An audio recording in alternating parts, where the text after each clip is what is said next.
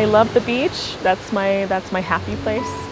But the mountains, when I go up into them too, then it helps me. It's therapeutic for me too.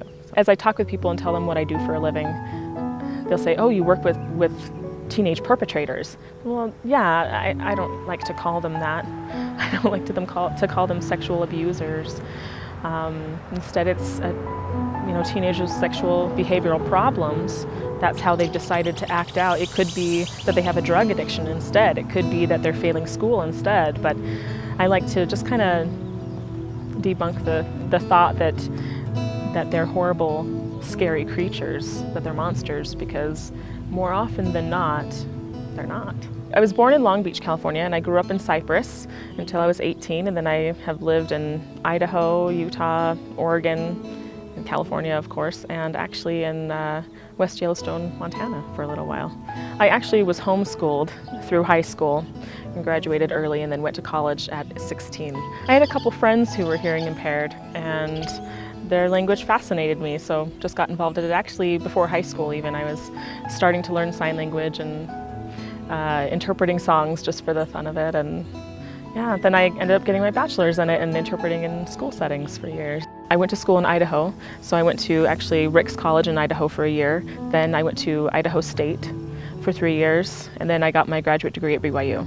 I was still in college, and I just worked 2 summer jobs to help buy myself my dream vehicle, which was a Toyota 4Runner. When I was working on my bachelor's degree, I had several friends tell me that I should be a therapist, and I always brushed it aside and said, "There's no way, I get too emotional, I can't do that, I love helping people, but it's just too hard." I just, I'd be crying with people, and I thought that would be, inappropriate. And after becoming an interpreter and literally being someone else's voice and someone else's hands all day, so being an actress, I couldn't share of myself and what I've learned and how I've grown in life and help people on a personal level.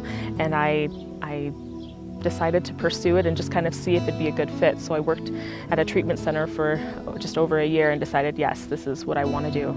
I want to work with people and be able to kind of give of myself to them and help in that process of change. And it's been very fulfilling for me. I think the most surprising thing is actually working with the parents. It's been very rewarding to build the relationships with the parents along the way.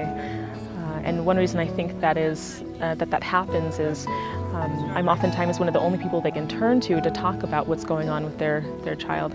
And so I really create that bond and that closeness and see their undying dedication to their kids throughout some of these really difficult challenges. The reason that I can cry with people is because I can empathize with them. And I'm very in tune with emotion. And that's oftentimes what's intimidating to some of the guys here is, "Oh no, you'll push me emotionally. I don't want to work with you, you'll push me emotionally." And I say, "I will," but that comes with the territory. You're working through emotional problems, and I'll be there.